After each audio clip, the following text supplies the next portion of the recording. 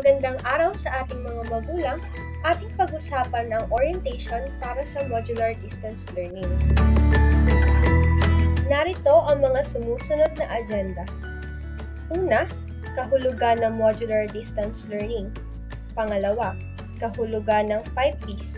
Pangatlo, gabay sa magulang sa paggamit ng modules o activity sheets. Pang-apat, mahalagang paalaala sa pagkuha at pagsauli ng learning kit. Ano nga ba ang kahulugan ng modular distance learning? Ito ay isang pamamaraan ng pag-aaral na kung saan ang mga mag-aaral ay bibigyan ng mga modules sa bawat subject. Sa tulong ng kanilang mga magulang o guardian, pag-aaralan ng mga mag-aaral ang mga araling nakapaloob dito.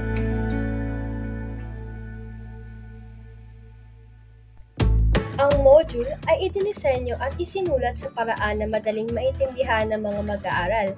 Ang mga gawain at pagsusulit na nakalagay dito ay nakabase sa kakayahang inaasahang makita sa mga mag-aaral pagkatapos pag-aralan ang module.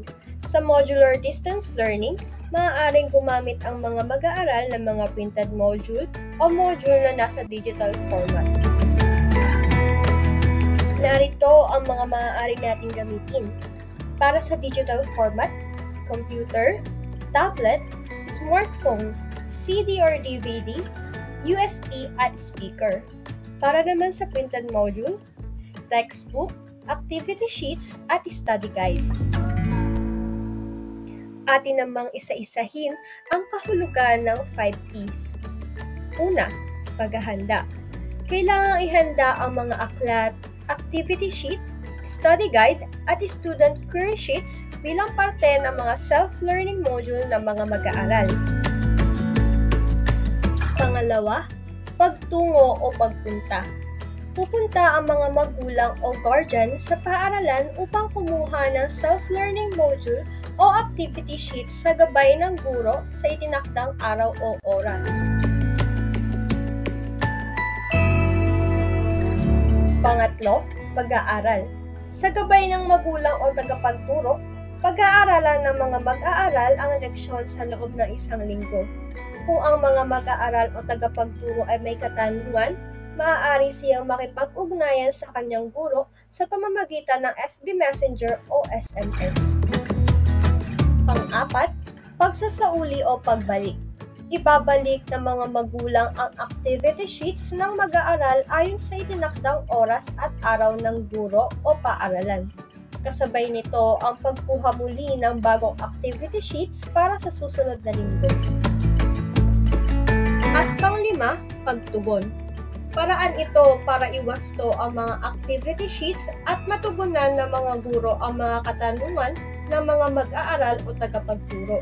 Maaari rin niya itong sagutin sa pamamagitan ng FB Messenger, call, or text. Narito naman ang mga gabay at paalaala sa mga magulang o tagapagturo sa paggamit ng activity sheets. Una, ang activity sheets na inihanda ng guro ay nakalaan para doon na mismo sagutan ng bata ang mga aralin. Pangalawa, gumamit ng hiwalay na papel kung may competency o gawain na hindi pa na-master ng bata at huwag dumepende lamang sa sagutang nakalaan.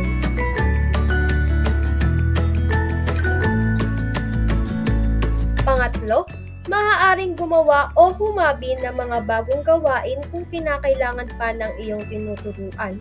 Pang-apat, basahing mabuti ang mga panuto bago sagutan ang mga gawain at pagsasanay.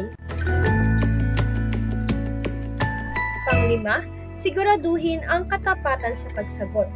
Hayaan ang mga bata sa pagsagot ng mga aralin ayon sa kanyang natutunan o kaalaman.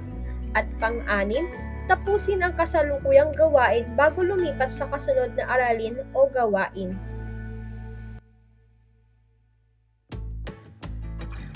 Narito naman ang mga mahahalagang paalaala sa pagkuha at pagsasauli ng learning kit.